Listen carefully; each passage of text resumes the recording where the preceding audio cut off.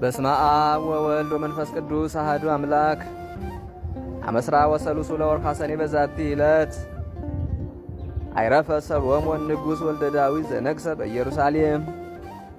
አንድ አምላክ በሚሆን በአብ በወልድ በመንፈስ ቅዱስ ሰኔ 23 በዚህች ዕለት በእስራኤል ሁሉ ላይ የነገሰ የዳዊት ልጅ የሰሎሞን የዕረፍቱ መታሰቢያ ነው።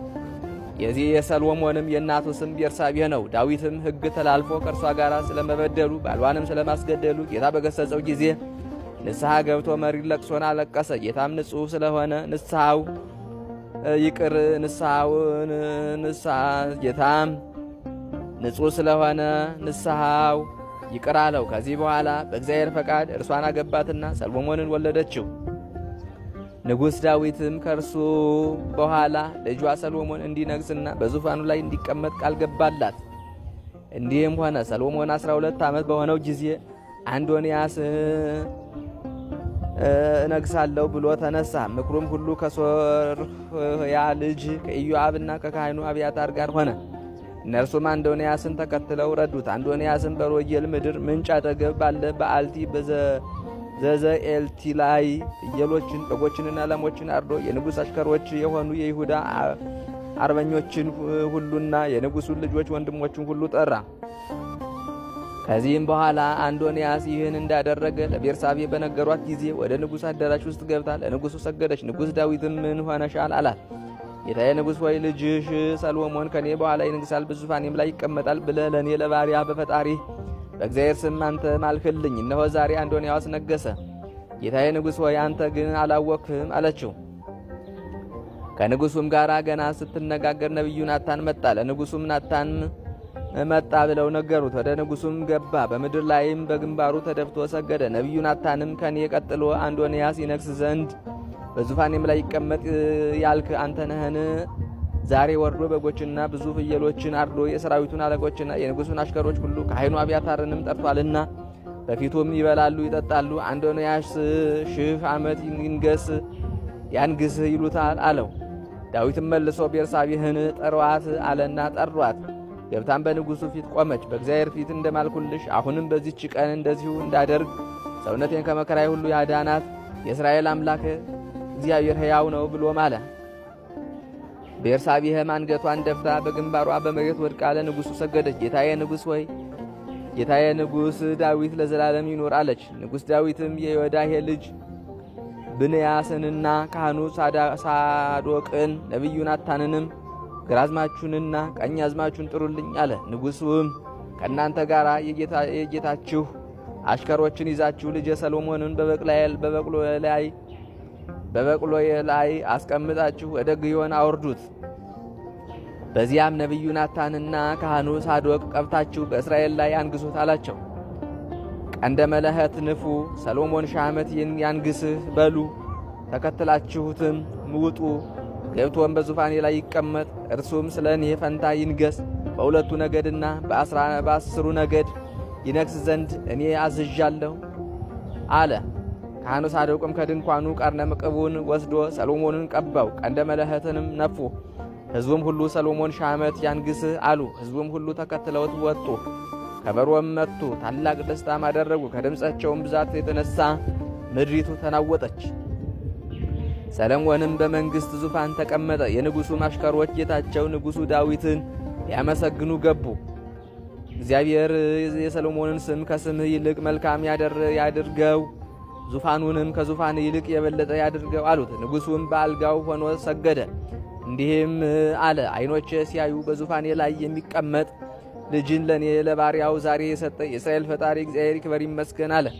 ዳዊትም የሚሞትበት ወራት በደረሰ ጊዜ ልጁ ሰሎሞንን እንዲህ ሲል አዘዘው። እኔ ሰው ሁሉ በሚሄድበት ሞት ጎዳና እሄዳለሁ፣ አንተ ግን ጽና፣ ብልህ ሰውም ሁን። በሕጉ ጸንተህ ትኖር ዘንድ የፈጣሪ የእግዚአብሔርን ትእዛዙን ጠብቅ። እኔ እንዳዘዝሁህ እንዴት እንደምታደርግ ታውቅ ዘንድ በሙሴ ሕግ የተጻፈውን ትእዛዙንና ሕጉን ፍርዱንም ጠብቅ። ልጆችህ ሕጌን ቢጠብቁ በፊቴም በፍጹም ልቦናቸው በፍጹም ሰውነታቸው በእውነት ጸንተው ቢኖሩ ከእስራኤል ዙፋን ላይ ሰው አይጠፋብህም ብሎ እግዚአብሔር ለእኔ የነገረኝን ቃሉን ያጸና ዘንድ ጠብቅ ብሎ አዘዘው። ዳግመኛም በኢዮአብና በሳሚ ወልደ ጌራ ላይ በቀል እንዲያደርግ አዘዘው። እነርሱ እጅግ የከፉና ብዙ ክፋት የሰሩ ነበሩና። ከዳዊት ረፍትም በኋላ ሰሎሞን በዚያ መሥዋዕትን ይሰዋ ዘንድ ተነስቶ ወደ ገባዖን ሄደ። ገባዖን ፈጽማ ትሰፋ ነበርና። ሰሎሞንም በገባዖን በዚያው መሠዊያ ውስጥ 1000 መሥዋዕትን ሰዋ። እግዚአብሔርም ሰሎሞንን በሌሊት በሕልም ተገለጠለት። ለአንተ ሰጥ ዘንድ ልብህ ያሰበውን ልመናን ሁሉ ለምነኝ አለው። ሰሎሞንም በቅንነት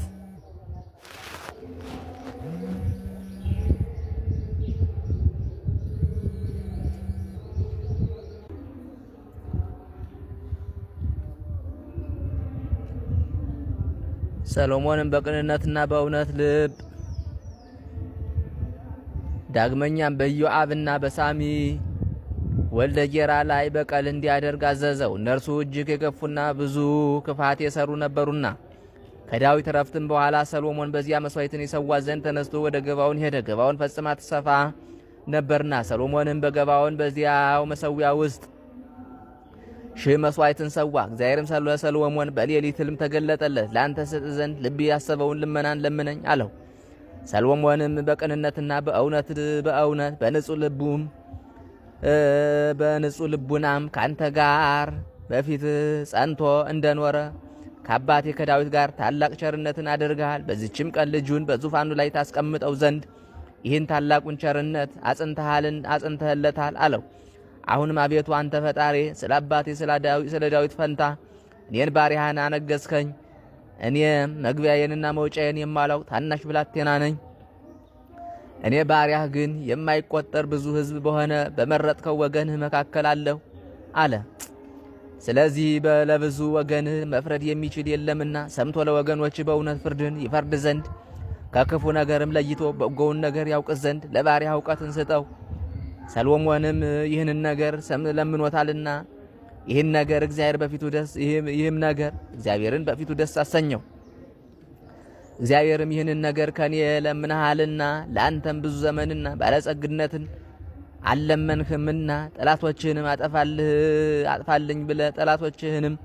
አጥፋልኝ ብለህ አልለመንከኝምና፣ ነገር ግን ፍርድ መስማትን ታውቅ ዘንድ ለምንሃልና እነሆ እንዳልህ አደረግኩልህ። እነሆ ካንተ አስቀድሞ እንዳልነበረ ካንተም በኋላ እንዳንተ ያለ እንዳይነሳ አድርጌ ብልህና አስተዋይ ልቡናን ሰጠሁህ።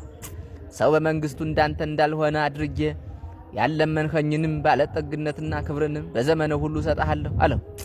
ሰሎሞንም ከእንቅልፉ በነቃ ጊዜ እውነተኛ ሕልም እንደሆነ አወቀ። ተነስቶም ወደ ኢየሩሳሌም ሄደ። በጽዮን በእግዚአብሔር ታቦተ ሕግም አንጻር ባለ በመሠዊያው ፊት ቆሞ የሰላም መሥዋዕትን አቀረበ። ለሰዎቹና ለእሱም ታላቅ ግብዣን አደረገ። በዚያን ጊዜ 2 አመንዝራ ሴቶች ወደ ንጉሡ መጥተው በፊቱ ቆሙ። አንዲቱ ሴት ጌታዬ ስማኝ፣ እኔና ይህች ሴት በአንድ ቤት እንኖራለን፣ በአንድ ቦታም ወለድን። እኔ በወለድሁ በ3ኛው ቀን ይህች ሴት ወለደች። በአንድነትም እንኖራለን። በዚያች ቤትም ከሁለታችን በቀር ከኛ ጋር ማንም አልነበረም። በላዩ ላይ ትጫናዋለችና የዚያች ሴት ልጅ በሌሊት ሞተ።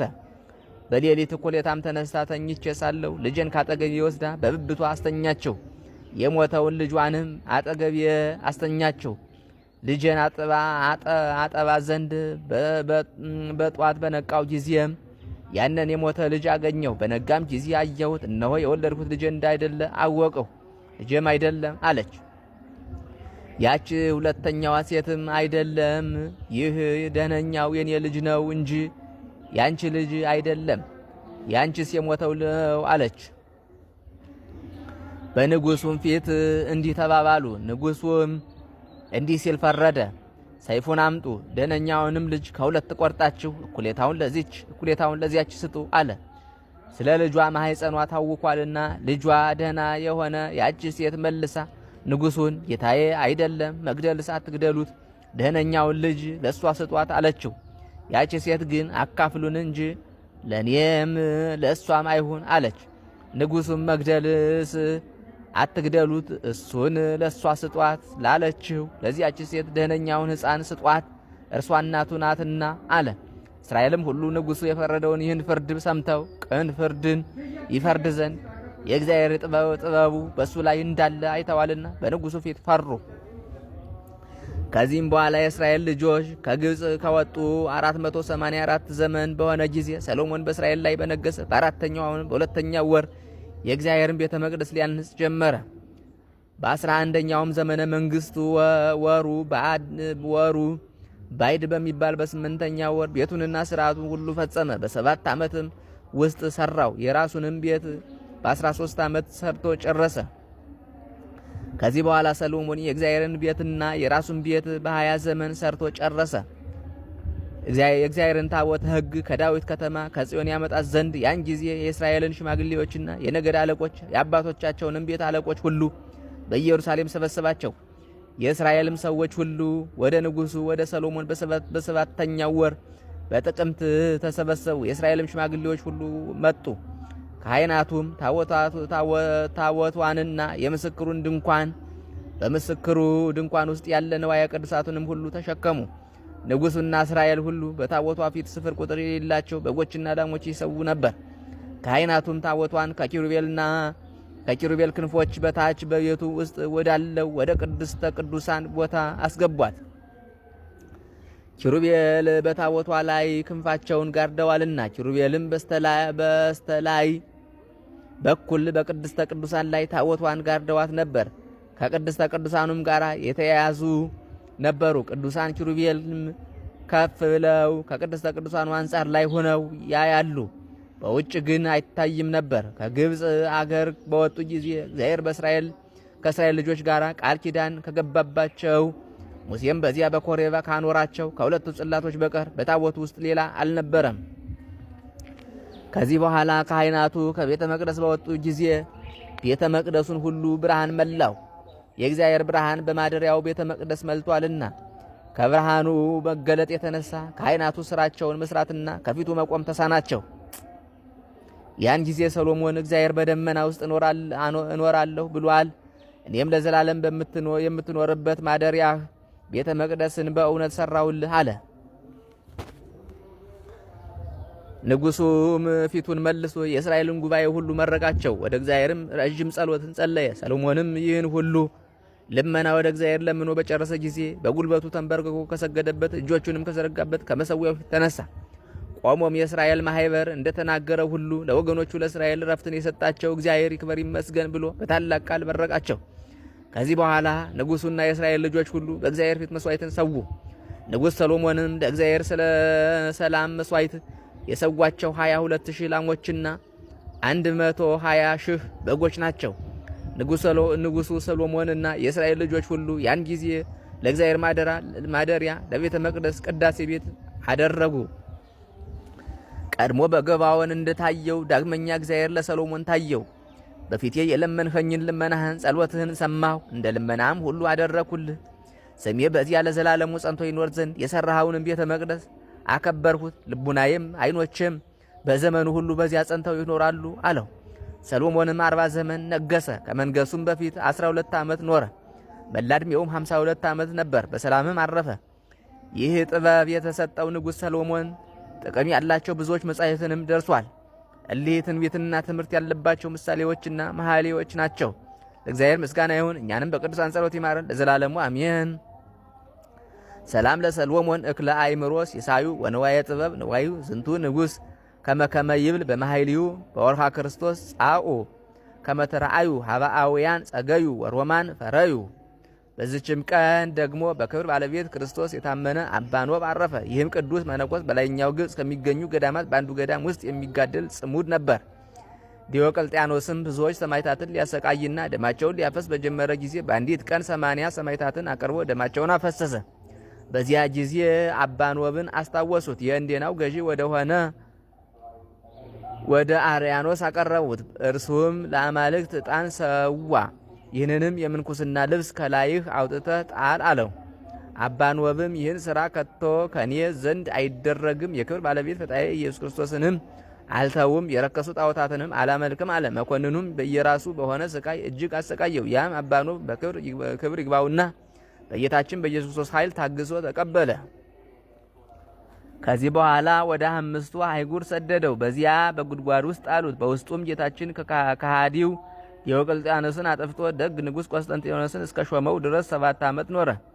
ቆስጠንጢኖስን በነገሰ ጊዜ ክብር ይግባውና ስለ ክርስቶስ የታሰሩትን ሁሉ ፈትተው ወደ እርሱ እንዲያቀርቧቸውና ከእርሳቸው እንዲባረክ ወደ አገሮች ሁሉ ደብዳቤዎችን ላከ። ለመልእክተኞችም እንዲህ አላቸው፣ ሁሉን ወደ እኔ ማድረስ ካልተቻላችሁ እጆቻቸውን በራሴ ላይ ጭነው ይባርኩኝ ዘንድ ክብር ያላቸውን ታላላቆችን መምህራንን አምጧቸው። ከእነርሱም ውስጥ የታወቁ አህናህ ከተባለ ሀገር አባ ዘካርያስ፣ ከፊዩም መክሲሞስ፣ ከሀገረ ድህን አጋቢዎስ፣ ከሀገረ ባላኦስ አባኖብ ናቸው። የንጉሥ መልእክተኞችም በየሀገሮች ሁሉ እየዞሩ የታሰሩ ቅዱሳንን ከእስር ያወጧቸው ነበር። ከእነርሱም ደስ ይላቸው ነበር፣ የተመሰገነ እግዚአብሔርንም ያመሰግኑ ነበር፣ ይዘምሩለትም ነበር። የንጉሥ መልእክተኛም አባኖብን ከአምስቱ ሀገሮች ፈልጎ የሀገሩ አንጻር ወደ ሆነች ወደ ሀገረ በሰላ ወሰደው። በዚያም የብረት ልብስ ለብሶ ተቀምጦ ነበር። የንጉሡ መልእክተኛም አገኘውና ከእርሱ ጋር ወሰደው። ወደ እንዴናውም እስከደረሱ በመርከብ ተሳፈሩ። ክርስቲያኖችም ተሰበሰቡ። ከውስጣቸውም 4 ኤጲስቆጶሳት ነበሩ። አባኖብንም ያለ ውዴታው ቅስና ሾሙትና የቁርባን ቅዳሴን ቀደሰ። በቅዳሴውም ፍጻሜ ቅድስተ ቅዱሳን ብሎ ጮኸ። ይህም ማለት ንጹሕና ቅዱስ የሆነ ከስጋው ከደሙ ይቀበል ማለት ነው። በዚያን ጊዜም ክብር ይግባውና ጌታችን ኢየሱስ ክርስቶስ በመሰዊያው ላይ ተቀምጦ ንስሐ የገቡትን ኃጢአታቸውን ይቅር ሲላቸው አየው። ስጋውንና ደሙንም ካቀበላቸው በኋላ ወደ ንጉሡ ለመሄድ ተዘጋጁ። ቁጥራቸውም 72 ነበር። 37 ሰረገላም አዘጋጅተውላቸው እያንዳንዳቸው በሰረገላው ተቀመጡ። ባለፉም ጊዜ የደናግል ገዳማት ካሉበት ደረሱ። ደናግሉም ወጥተው ተቀበሏቸው። ቁጥራቸው 700 ነበር። ከእነርሱም ጋራም እስከሚሰበሰቡ በቅዱሳን ፊት ይዘምሩ ነበር። ወደ ንጉሡ ከተማም በደረሱ ጊዜ ወደ ንጉሡ ከመግባታቸው በፊት በውሃ ያጥቧቸውና አዳዲስ ልብሶችን ያለብሷቸው ጀመሩ። እንዲሁም ለሁሉ አደረጉ። ቅዱስ አባኖብ ግን አልታጠበም፣ ልብሱንም አልለወጠም። ወደ ንጉሡም በገቡ ጊዜ ከነርሱ ቡራኬ ተቀበለ። ቁስላቸውንም ሳመ፣ እጅግም አከበራቸው፣ ብዙ ገንዘብም ሰጣቸው። እነርሱ ግን ለቤተ ክርስቲያን ከሚሆን ንዋየ ቅድሳት በቀር ምንምን አልተቀበሉም። ከዚህም በኋላ ሰላምታ ሰጥቶ ወደ የሀገራቸው በሰላም አሰናበታቸው። አባኖብም ወደ ቦታው ተመልሶ አረፈና ወደ ወደደው ክርስቶስ ሄደ። ለእግዚአብሔር ምስጋና ይሁን፣ እኛንም በጸሎቱ ይማረን፣ በረከቱም ከኛ ጋር ትኑር ለዘላለሙ አሜን። ሰላም ለንወብ ተአማን የዘተብህለ መትለ ወሰማይታት 80 ዘዲዮቅልጥያኖስ ቀተለ ወቆስጠንጢኖስ ጻድቅ በከመ አዘዘ ቃል አስተብጽእዎ አብያጺሁ እለሃለው ህውለ ሶበ ፈቀደ ይህብወ ቁስለ። በዚችም ዕለት የሰማይታት መርቆሬዎስ፣ ቶማስና ፊልጶስ መታሰቢያቸው ነው። በረከታቸው ከኛ ጋር ትኑር ለዘላለሙ አሜን።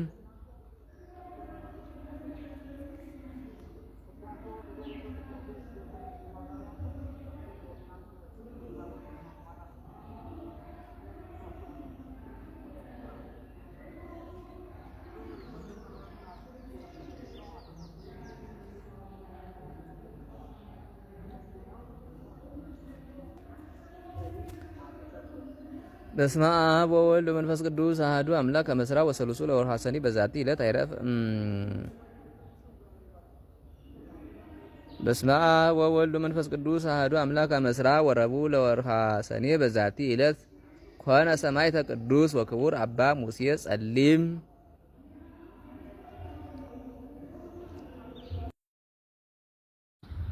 ዛቅረብኩ ማይሌታ ዘኪራ ኢላፈም ለተጸምዱ ከዘልፈ ለላነብ ተወግብ ዘልፈ መጻፍ እንተረሰይ ከግዚኦ ጸሪቀ መብለት ወቁ በመላቡ ብላ ዘተርፈ ነቢያት ቅዱሳን ሐዋርያት ሰባክያን ሰማዕቶ ጻድቃን ደናግል አዲው መነኮሳት ሄራን ባረኮ ባይዛቲ መካነስ ካረጋዊ ላይ ገምነው ሕፃን ለተጻፈ በቅርታሱ ለዛ ጻፈው ዘ ይደርስ ለዛነበው ለዘርጎም በልሳን አዲስ ለሰማ ቃሉ በዝነ መንፈስ በጸሎተ እሙ ማርያም አራጅተ ሁሉም ባይ ስቡር ይማረን ኢየሱስ ክርስቶስ።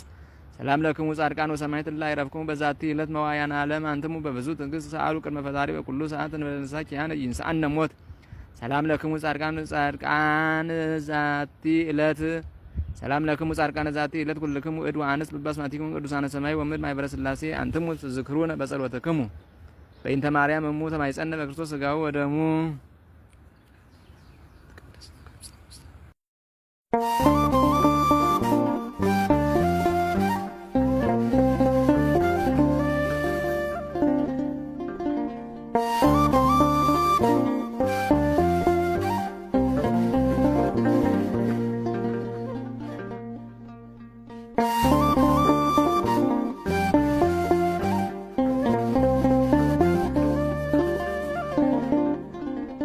ነው።